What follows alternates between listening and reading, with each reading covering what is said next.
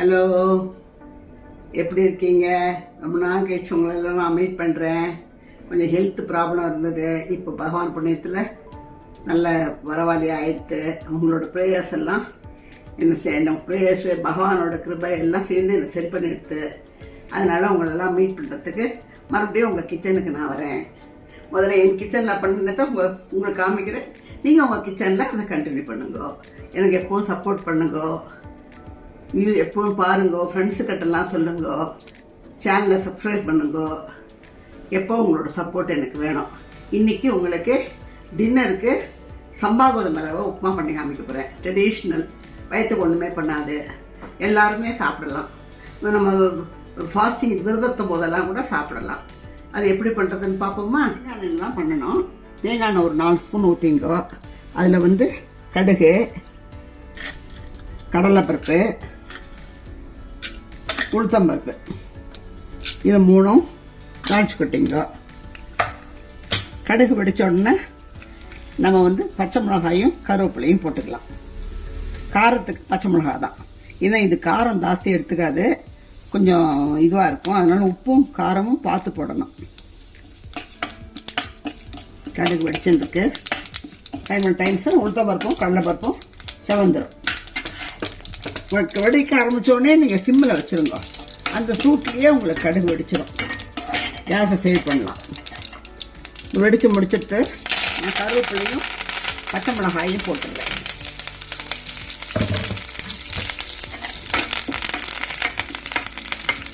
கையில் வைக்காதீங்க, அப்புறம் உங்களுக்கு நெடி ஏறும்.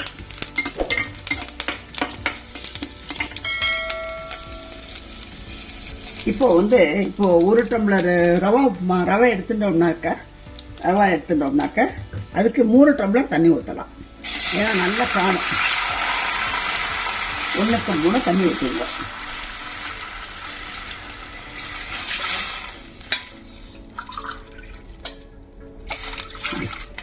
இந்த டம்ளரால் தான் 1 டம்ளர் ரவை எடுத்துக்க போகிறேன் நான். இப்போ அதுக்கு வேணுங்கிற உப்பு போட்டுக்கலாம். இத்தனை உப்பு போட்டால் போதும், அதுக்கு மேலே வேண்டாம். இப்போ இது கொதிக்கட்டும். இப்போ இதுக்கு தேங்காய் போட்டால் கொஞ்சம் நல்லா இருக்கும். உங்களுக்கு தேங்காய் வேண்டாம்னு தோணிச்சுன்னா போடாமையும் பண்ணலாம். இப்போ நான் தேங்காயை துருவி வச்சுருக்கேன். அதை ஒரு 4 ஸ்பூன் போடுங்க.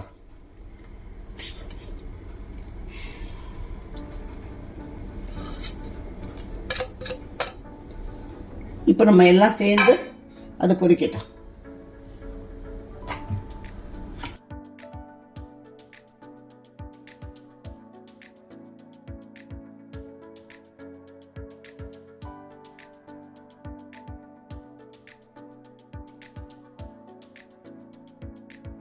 கொஞ்சம் வேகத்துக்கு கொஞ்சம் டைம் எடுக்கும். நீங்கள் மூடி கொஞ்சம் லைட்டாக கெட்டியானோடனே நீங்கள் மூடி வச்சுருங்க. அதுக்கப்புறம் வெந்தப்புறம் பார்த்துன்னு அணைச்சிக்கலாம் கேஸை.